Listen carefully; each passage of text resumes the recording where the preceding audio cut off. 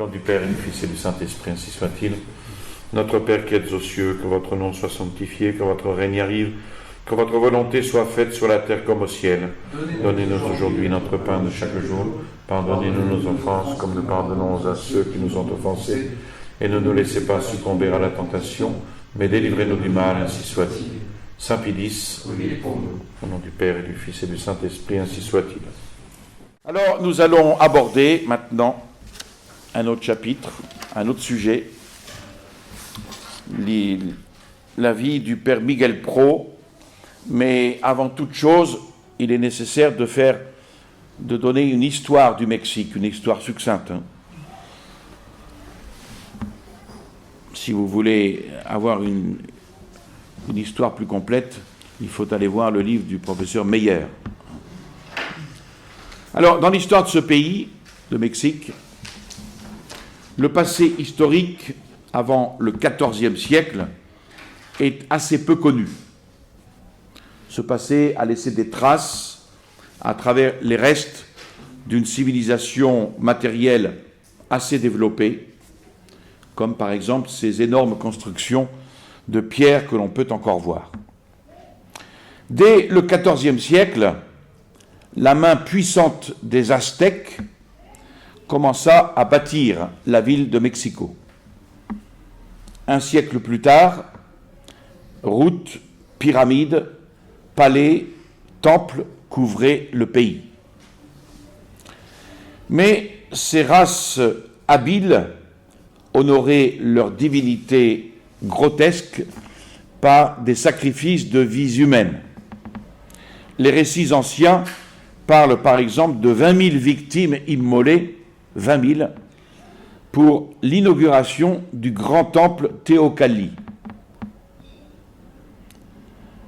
Ensuite, un autre chapitre s'ouvre avec Fernando Cortés, le conquérant du Mexique, qui donne le Mexique à l'Espagne en 1521. Autre centenaire.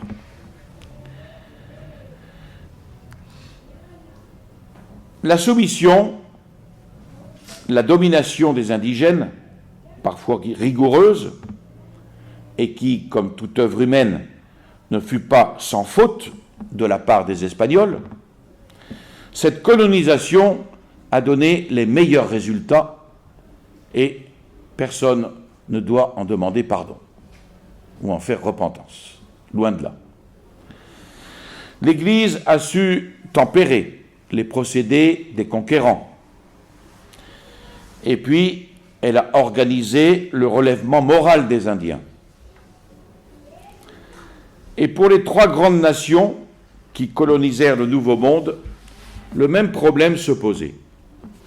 Les Français, en arrivant à Québec, trouvèrent quelques 20 000 indigènes. Ils voulurent en faire des Français et ils échouèrent. En abordant les côtes de la Nouvelle-Angleterre, les Anglais rencontrèrent de nombreux Indiens. Ils résolurent de s'en défaire et ils y réussirent. Enfin, les Espagnols parvinrent, eux, à conserver les Indiens au Mexique en les christianisant. L'autorité civile organisa solidement une race nouvelle. La religion dominante du Mexique est le catholicisme. La proportion déconcertante d'illettrés n'a commencé à croître au Mexique que depuis un peu plus de 100 ans, c'est-à-dire depuis que les chefs de la République paralysèrent l'œuvre de l'Église. On lit par exemple dans le journal The Month d'octobre 1926, au début du XIXe siècle, il y avait proportionnellement plus d'écoles et plus d'étudiants au Mexique qu'en Grande-Bretagne. 100 ans avant Harvard, l'Université de Mexico donnait des cours de médecine, de philosophie, de droit, de sciences naturelles. Dès 1544, le franciscain Zumárraga premier évêque de Mexico, établit la première imprimerie du Nouveau Monde, y publiant des livres classiques, des catéchismes. Les ordres religieux vont bientôt couvrir le pays de missionnaires. Les tribus sont groupées, organisées. L'industrie et les arts se développent. Les poètes et les peintres rivalisent avec ceux de la métropole. Puis, plus tard, 2 siècles plus tard, en 1767, l'expulsion des jésuites va affaiblir l'action de l'Église. La Révolution dite française va semer peu à peu ces funestes idées. Les créoles crurent donc que le moment était venu de se débarrasser du joug, entre guillemets, des Espagnols. Alors, il n'était pas question de se soulever contre l'Église. On n'avait rien à lui reprocher à l'époque. La preuve en est que le premier révolutionnaire mexicain fut un prêtre, Hidalgo y Costilla, mais plein de naïveté. En 1810, ce curé de Dolores, indigné de voir ses indigné de voir ces créoles toujours écartés des fonctions publiques, se met à leur tête. Il prend comme drapeau la bannière de Notre-Dame de Guadalupe, et puis, aidé par les Indiens qui embrassent sa cause, il commande bientôt 80 000 hommes. Défait, il tombe aux mains des Espagnols qui l'exécutent. Son disciple, le père Morelos, relève le drapeau et en 1815, il subit le même sort. Et la lutte se poursuit quand même. En 1820, les Indiens s'insurgent dans le sud. Le général Iturbide est envoyé pour les soumettre, mais là, il fait volte-face. Il s'entend avec le chef des Insoumis et il proclame alors l'indépendance, 1821. 2 siècles, bicentenaire. Iturbide réussit à pacifier tous les partis, mais les divisions politiques éclatent bientôt et il abdique l'empire éphémère qu'il a bâti. En 1824, une nouvelle constitution s'élabore, en marge cette fois de toutes les promesses de paix religieuse faites par Iturbide. 1 an après, la République est proclamée, 1825. Au Mexique, cela veut dire, quand on dit la République est proclamée, ça veut dire une ère de révolution sanglante qui va durer longtemps. Voilà ce qu'a toujours produit d'ailleurs la République, inspirée de la République de la Révolution française. Au milieu de ces crises politiques, l'Église va essayer pendant le dernier siècle de grouper les meilleurs éléments. Mais après la déclaration de l'indépendance, beaucoup d'évêques et de prêtres espagnols avaient quitté le pays. L'esprit maçonnique, apporté des États-Unis par le premier consul américain Joel Poncet, cet esprit maçonnique soufflait partout et contaminait les dirigeants. L'Église, criait-on, est le plus dangereux ennemi de l'État. Il faut ruiner son influence. Cependant, les forces des partis s'usent à cette époque-là à s'entre-détruire. En 1848, l'anarchie est telle que le Mexique est obligé de céder aux États-Unis près de la moitié de son territoire. Et cette saignée ne guérit point les gouvernants et les luttes continuent. Les programmes qui promettent de donner au peuple les biens de l'Église l'emportent. En 1857, la gauche est maîtresse et tient à renouveler contre le clergé et les institutions catholiques les mesures de la Révolution française. En fait, le pouvoir est occupé par une poignée d'intrigants. Alors arrive le premier président dont l'histoire conserva le nom, qui est Benito Juárez, un pauvre enfant indien élevé par un curé de village.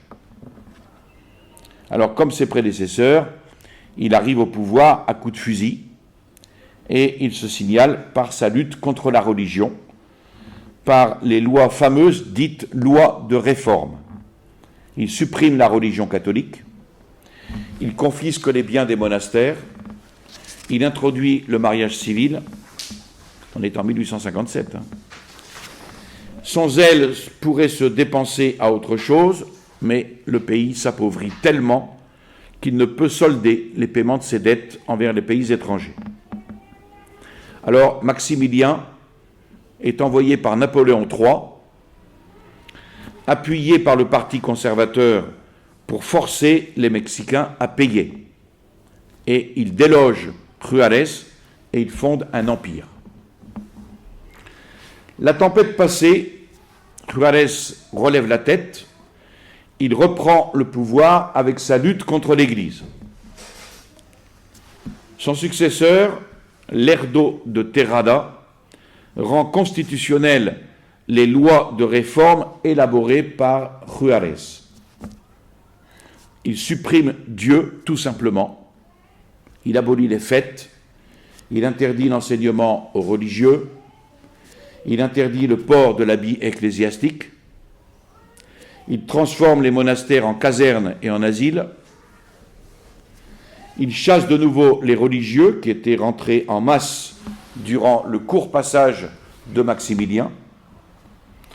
Mais la première place est toujours dans ce pays à qui la prend par les armes. Porfirio Díaz s'en empare définitivement en 1877 et il va l'occuper jusqu'en 1911. C'est à 24 ans que Porfirio Díaz se jette dans la lutte et c'est à 31 ans qu'il est général. En 1862, lors de la malheureuse intervention française, il fait preuve d'une bravoure et d'une habileté extraordinaire, souvent pris par les troupes de Maximilien, il réussit chaque fois à s'échapper. En 1867, il enlève Puebla, puis ensuite Mexico. L'empereur cerné dans Querétano y est exécuté. Et les catholiques mexicains vont garder de ce bon tyran, entre guillemets, un souvenir sympathique. Parce que ce bras de fer réorganise le pays, écarte les indésirables, s'entoure d'hommes compétents et multiplie les réformes les plus utiles. Au point de vue matériel, Díaz est un organisateur de génie. S'il semble oublier la question religieuse, l'Église, du moins, peut de nouveau respirer. Les lois iniques de Juárez demeurent, mais elles sont appliquées avec douceur. Les catholiques n'ont pas de droit, mais ils en prennent. Et les religieux rentrent, malgré la loi. On pourrait dire que Díaz ferme les yeux. Les écoles libres s'organisent en face des écoles de l'État. En peu de temps, le clergé reprend ses séminaires. Hôpitaux et collèges sortent de terre sous l'impulsion des congrégations religieuses. Les francs-maçons gardent pourtant toute liberté d'action, veillant à faire choisir pour fonctionnaires des hommes de leur clan, faisant écarter des fonctions civiles les catholiques qui s'y résignent peut-être trop facilement. Voilà pour l'histoire. Succincte, mais c'est un résumé suffisant qui vous montre dans quelle situation arrive le père Pro. Alors, tout d'abord, les douces années du père Pro. Miguel Pro avait 20 ans quand s'achève la période de paix religieuse sous Porfirio Diaz. Quand je dis paix religieuse, entendez-le dans ce fait que Diaz a fermé les yeux sur beaucoup de lois, et donc l'Église a pu enfin respirer de nouveau. Alors, enfant, il va passer ses 20 premières années dans 2 centres miniers où son père faisait de brillantes affaires. Alors, Miguel Pro est né le 13 janvier 1891 à Concepción del Oro, une ville minière de l'État de Zacatecas, au centre du Mexique. Et il reçoit au baptême le nom de Miguel Augustin. Miguel Agustín, en espagnol. Il eut 3 sœurs, dont 2 furent religieuses, et la 3e qui prendra soin de son père, qui devra s'exiler plus tard à Cuba. Il eut également 3 frères, Edmundo, marié en 1922, Humberto, qui mourut fusillé avec Miguel à 24 ans, et Roberto, qui fut emprisonné avec ses frères, puis exilé par le général Calles.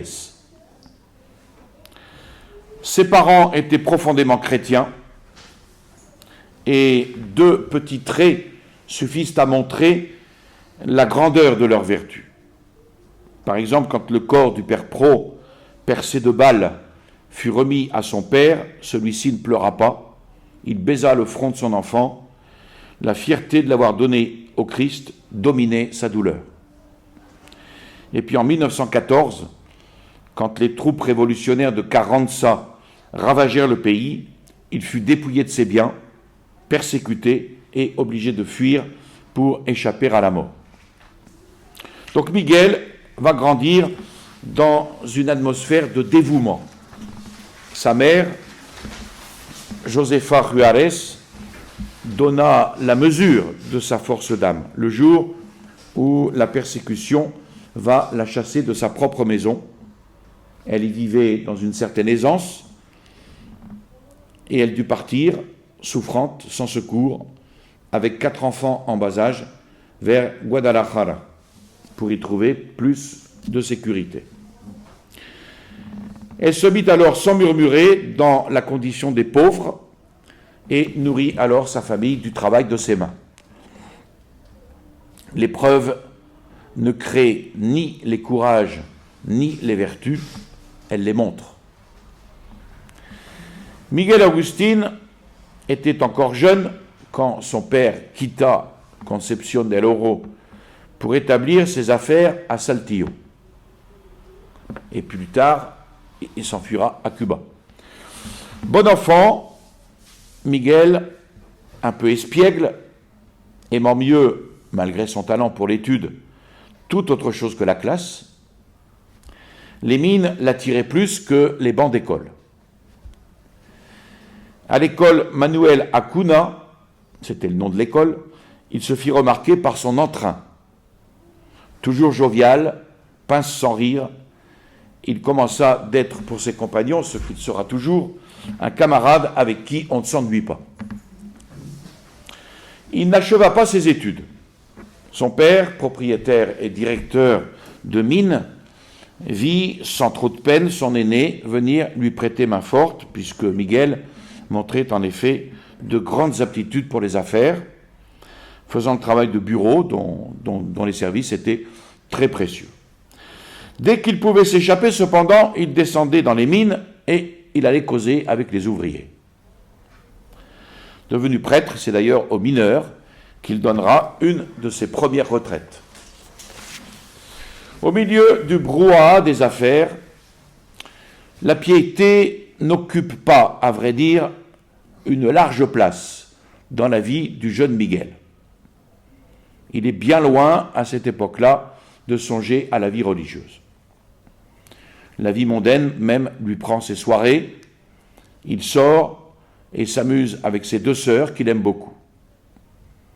Et on peut dire que le bon Dieu préparait ainsi discrètement la vocation de son apôtre Miguel, parce que sans dire leur secret, les 2 sœurs se destinaient à la vie religieuse.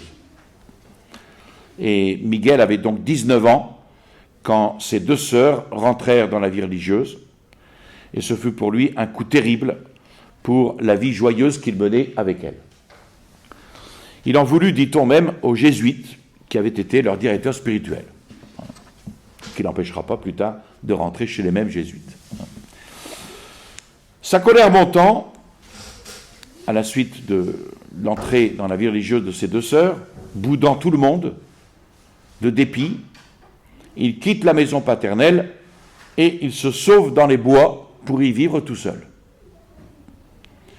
Il s'y cache même quelque temps, jusqu'à ce que sa mère parvint à le trouver et à le persuader de revenir. Elle le décide même à faire une retraite fermée. Et là, ce fut l'occasion. Le bon Dieu le prit là tout d'un coup. La vie de Miguel, qui voulait se donner aux ouvriers, s'éleva alors et se consacra pour toujours aux âmes. Miguel a 20 ans. Il quitte ses deux amours, sa famille et son travail auprès des mineurs. Et le 10 août 1911, il entre au noviciat de la Compagnie de Jésus à El Llano, dans l'État de Michoacán. Et ceux qui l'ont connu au noviciat disent que le père avait reçu le don de réjouir tout le monde. Très spirituel, il prenait toujours le côté comique des choses et il déridait les plus austères sans jamais blesser personne. Au noviciat, il se montra au naturel dès les premiers jours, devenant très vite populaire, dans le bon sens du mot, notamment par ses drôleries. Voilà pour ces années douces. Deuxième aspect, les premières alertes. Les premières années de vie religieuse furent paisibles, et l'orage qui grondait dans le pays ravageait surtout le nord. Mais des nouvelles, cependant, arrivaient et de moins en moins rassurantes. Une atmosphère de gêne qui se créait autour du président Porfirio Díaz. Les socialistes trouvèrent un écho dans les mécontents du régime. Les pauvres et les Indiens écoutaient les mots enflammés de ceux qui déclamaient contre le tyran, Porfirio Díaz, et Díaz tomba. Et Francisco Madero fut élu président à 38 ans, après 7 à 8 mois de troubles, le 6 novembre 1911.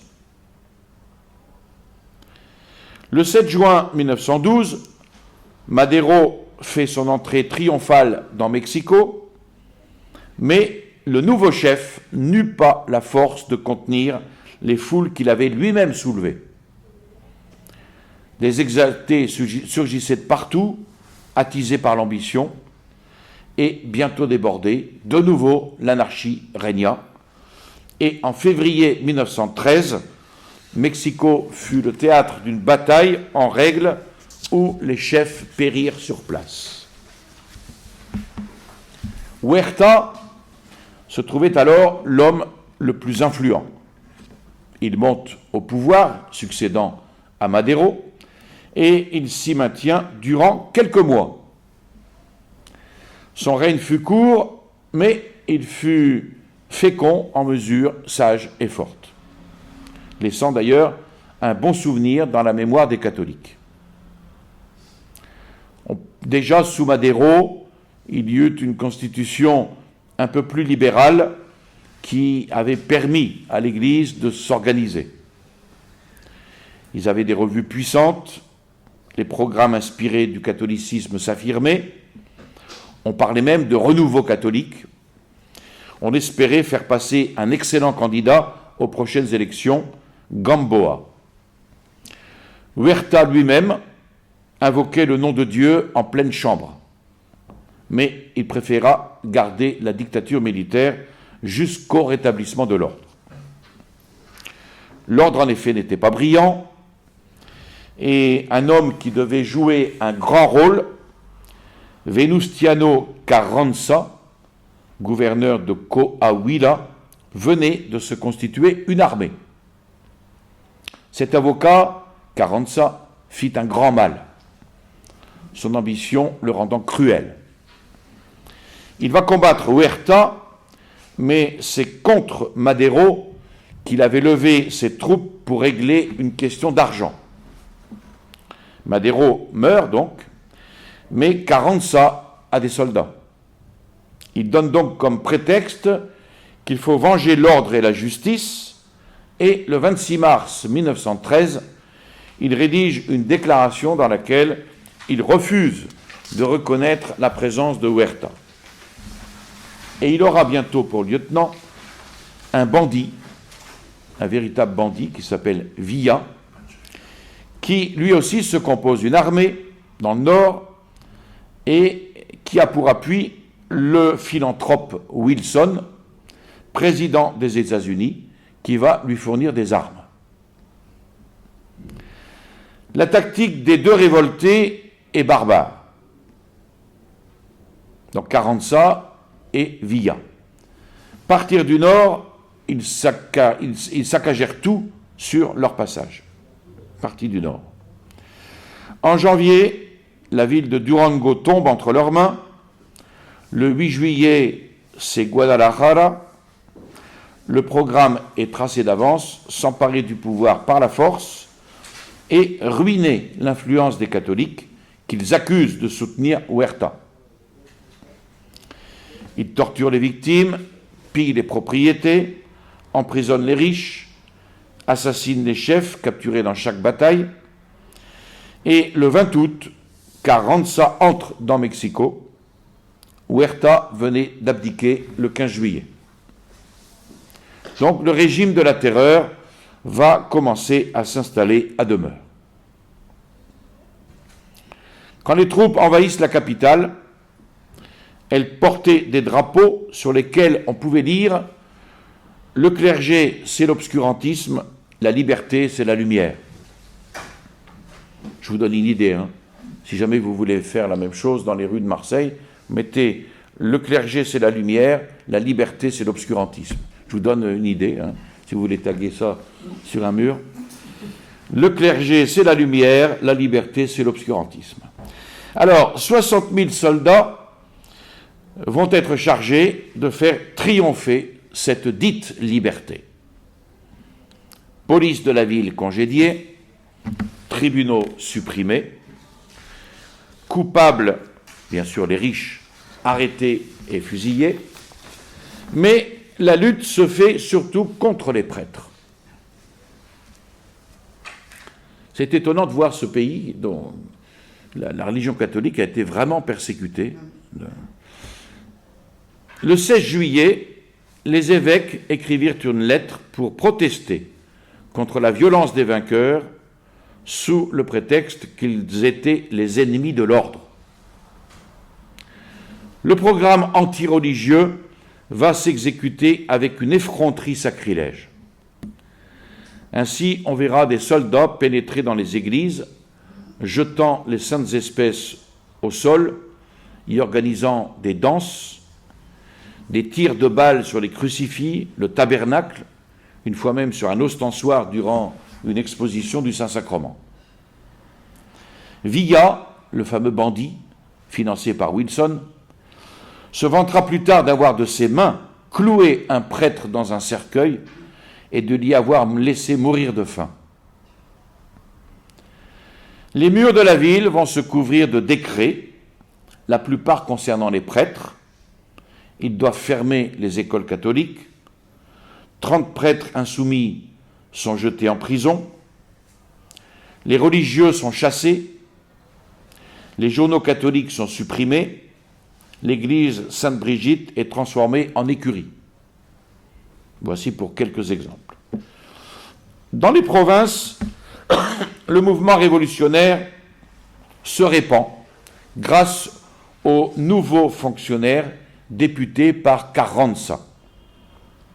Et le frère Pro, il n'est pas encore père à l'époque, quant à lui, il était dans sa paisible retraite.